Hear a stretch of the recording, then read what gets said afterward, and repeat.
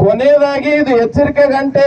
ಇನ್ನ 4 ದಿವಸನಾಗ ನೀವೇನಾದರೂ ಅಧಿಕಾರಿಗಳು ಸುಧಾರಿಸ್ಕೊಂಡು ನಮ್ಮ ರೈತರಿಗೆ ಬಿಡ್ಲಿಲ್ಲ ಅಂದ್ರ ನಾರಾಪುರದಿಂದ ಹುಣಸಗಿವರೆಗೂ ಬಂದು ನಿಮ್ಮ ಕೆಬಿ ಆಫೀಸ್ ಅನ್ನು ಮುಚ್ಚಂತ ಕೆಲಸ ನಮ್ಮ ರೈತರು ಮಾಡ್ತಾರೆ.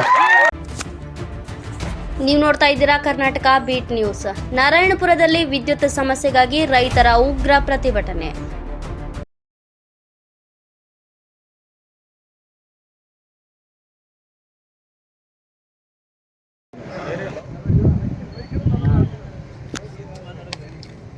ಇಲ್ಲಿ ಸೇರಿರುವಂತ ಎಲ್ಲ ರೈತರಿಗೆ ಹಾಗೂ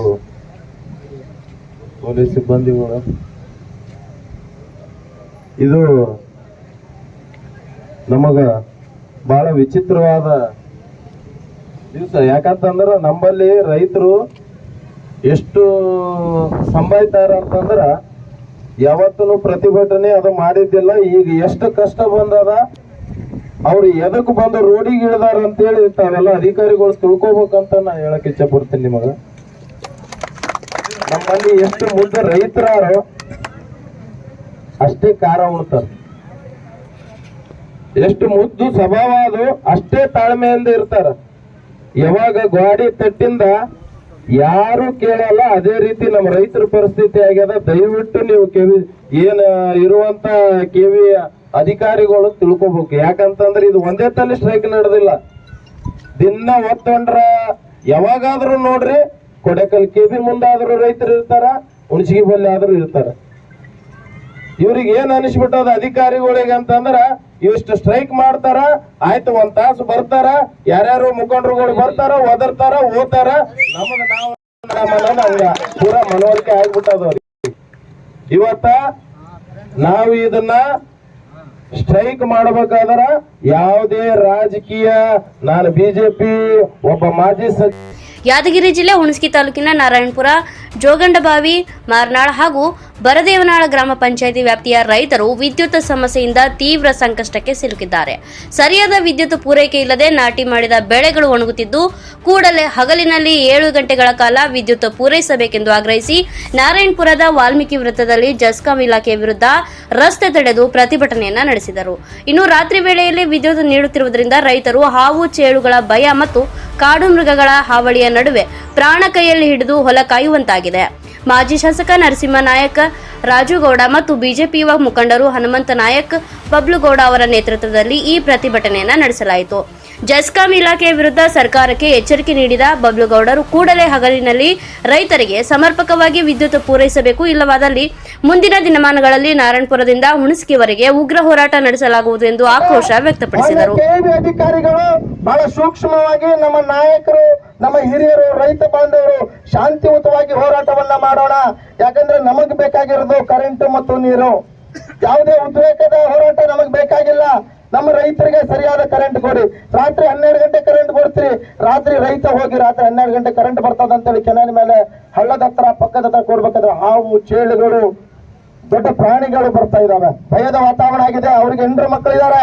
ಅದನ್ನ ಅಧಿಕಾರಿಗಳು ತಿಳ್ಕೋಬೇಕು. ಎಸಿ ರೂಮಲ್ಲಿ ಕುತ್ಕೊಂಡು ರಾತ್ರಿ 12ಕ್ಕೆ ಬಂದ ನೀವು ಅಂದಂಗ ಕರೆಂಟ್ ಕೊಟ್ಟಾಗ ನಾವು ಹೋಗಬೇಕು, ನೀವು ಮುಂಜಾನೆ ಬರ್ತದೆ ಮುಂಜಾನೆ ಹೋಗ್ಬೇಕು. ನಾವೇನ್ ನಿಮಗೆ ಹುಟ್ಟಿದ್ದೇವೆ, ನಮ್ಮ ತಂದೆ ತಾಯಿ ಹುಟ್ಟಿದ್ದೇವೆ, ಅದನ್ನ ಮೊದಲು ಸರಿಯಾಗಿ ಅಧಿಕಾರಿಗಳು ಹೇಳಬೇಕು. ಇದನ್ನ ಈ ಹೋರಾಟವನ್ನ ಬಹಳ ಸೂಕ್ಷ್ಮವಾಗಿ ತಾವು ತಿಳ್ಕೊಂಡು ನಮ್ಮ ನಾಯಕರಾಗಿರ್ತಕ್ಕಂಥ ಸನ್ಮಾನ್ಯ ಶ್ರೀ ನರಸಿಂಹ ನಾಯಕ್ ರಾಜುಗೌಡ ಅಣ್ಣವರ ಸಹೋದರಾಗಿರ್ತಕ್ಕಂಥ ಯುವ ನಾಯಕರಾಗಿರ್ತಕ್ಕಂಥ ಶ್ರೀಯುತ ಬಬ್ಲುಗೌಡ ಅಣ್ಣವರ ನೇತೃತ್ವದಲ್ಲಿ ಈ ಒಂದು ಶಾಂತಿಯುತ ಹೋರಾಟವಾಗಿದೆ. ಇದನ್ನ ಬಹಳ ಸೂಕ್ಷ್ಮವಾಗಿ ಅರ್ಥ ಮಾಡಿಕೊಂಡು ಇದಕ್ಕೆ ಸರಿಯಾಗಿ ರೈತರಿಗೆ ಸರಿಯಾದ ಸಮಯಕ್ಕೆ ನೀವು ವಿದ್ಯುತ್ ಅನ್ನ ಪೂರೈಕೆ ಮಾಡಬೇಕು. ಸರಿಯಾದ ದಿನಮಾನಗಳಲ್ಲಿ ನೀವು ವಿದ್ಯುತ್ ಅನ್ನ ಪೂರೈಕೆ ಮಾಡದೇ ಇದ್ರೆ ಮುಂದಿನ ದಿನಮಾನಗಳಲ್ಲಿ ನಮ್ಮ ನಾಯಕರಾಗಿರ್ತಕ್ಕಂಥ ಸನ್ಮಾನ್ಯ ಶ್ರೀ ನರಸಿಂಹ ನಾಯಕ್ ರಾಜುಗೌಡರ ನೇತೃತ್ವದಲ್ಲಿ ನಿಮ್ಮ ಕೆಬಿ ಅಧಿಕಾರಿ ಹುಣಸಗಿ ಪಟ್ಟಣದಲ್ಲಿ ಬಂದು ನಿಮ್ಮ ಅಧಿಕಾರದ ಕಟ್ಟಡವನ್ನ ಮತ್ತು ನಿಮ್ಮನ್ನ ಕೂಡ ಮುಂದಿನ ದಿನಮಾನಗಳಲ್ಲಿ ದೊಡ್ಡ ಪ್ರತಿಭಟನೆಯನ್ನ ಮಾಡಿ ನಿಮ್ಗೆ ತಕ್ಕ ಶಾಸ್ತಿಯನ್ನ ರೈತರ ಪರವಾಗಿ ಮಾಡ್ತೇವೆ ಅಂತಕ್ಕಂಥ ಎಚ್ಚರಿಕೆಯನ್ನ ಈ ಸಂದರ್ಭದಲ್ಲಿ ಕೊಡ್ಲಿಕ್ಕೆ ಬಯಸ್ತೇನೆ. ಹಾಗಾಗಿ ನಮ್ಮ ನಾಯಕರು ಈಗ ಸನ್ಮಾನ್ಯ ಬಬ್ಲುಗೌಡರವರು ಬಂದಿದ್ದಾರೆ. ಈ ಮನವಿಗೆ ತಾವು ಸ್ವೀಕಾರವನ್ನ ಮಾಡಿ ನಿಮ್ಮ ಅನಿಸಿಕೆಯನ್ನ ಬಹಳ ರೈತರಿಗೆ ಸ್ಪಷ್ಟವಾಗಿ ಹೇಳಬೇಕು, ಸಂದೇಶವನ್ನು ನೀಡಬೇಕಂತೇಳಿ ನಮ್ಮ ನಾಯಕರ ಪರವಾಗಿ ನನ್ನ ಮಾತಾಡಲು ಅವಕಾಶ ಮಾಡಿಕೊಟ್ಟಂತ ನಮ್ಮೆಲ್ಲ ಗ್ರಾಮದ ಎಲ್ಲ ಗುರು ಹಿರಿಯರಿಗೂ ನಮ್ಮ ರೈತ ಬಾಂಧವರಿಗೆ ಹೇಳಿ ನಾನು 2 ಮಾತುಗಳನ್ನ ವಿರಾಮ ಕೊಡ್ತೇನೆ. ಜೈ ಹಿಂದ್, ಜೈ ಕರ್ನಾಟಕ ಮಾತೆ. ಈ ಮುಂದಿನ ಕಾರ್ಯಕ್ರಮವನ್ನು ನಮ್ಮ ರಮೇಶಣ್ಣ ಕುರಿಯರು ನಿರ್ವಹಿಸ್ತಾರೆ. ಒಂದು ಅರ್ಥಗರ್ಭಿತವಾಗಿ ಮಾತಾಡಿದಂತ ಮನೆ ಶೇಖರ್ ಅವರಿಗೆ ಧನ್ಯವಾದಗಳು. ಈಗಾಗಲೇ ಕರೆಂಟಿನ ಮತ್ತು ನೀರಿನ ಅಭಾವ, ಅದರ ಜೊತೆಗೆ ಕರೆಂಟಿನ ವ್ಯವಸ್ಥೆ ಈ ರೀತಿ ಇದೆ ಅಂತ ಈಗಾಗಲೇ ಅಧಿಕಾರಿ ವರ್ಗಕ್ಕೆ ಮನ್ನಣೆ ಆಗಿದೆ. 365 ದಿನಗಳ ಕಾಲ ನಮ್ಗೆ ಇದೇ ಕಷ್ಟ. ಒಂದು ದಿನ ಕೂಡ ನಾವು ಪ್ರತಿಭಟನೆ ಮಾಡಿಲ್ಲ. ಆ ಪ್ರತಿಭಟನೆಯ ಈ ಒಂದು ಶಾಂತಿಯುತ ಪ್ರತಿಭಟನೆಗೆ ಮನೆ ಬಬ್ಲು ಗಡಣ್ಣನವರು ಒಂದೆರಡು ಮಾತಾಡ್ಬೇಕಂತ ನಮ್ಮಲ್ಲಿ ವಿನಂತಿಸಿಕೊಳ್ತಾ ಇದ್ದೀನಿ. ಕೊನೆಯದಾಗಿ ಇದು ಎಚ್ಚರಿಕೆ ಗಂಟೆ.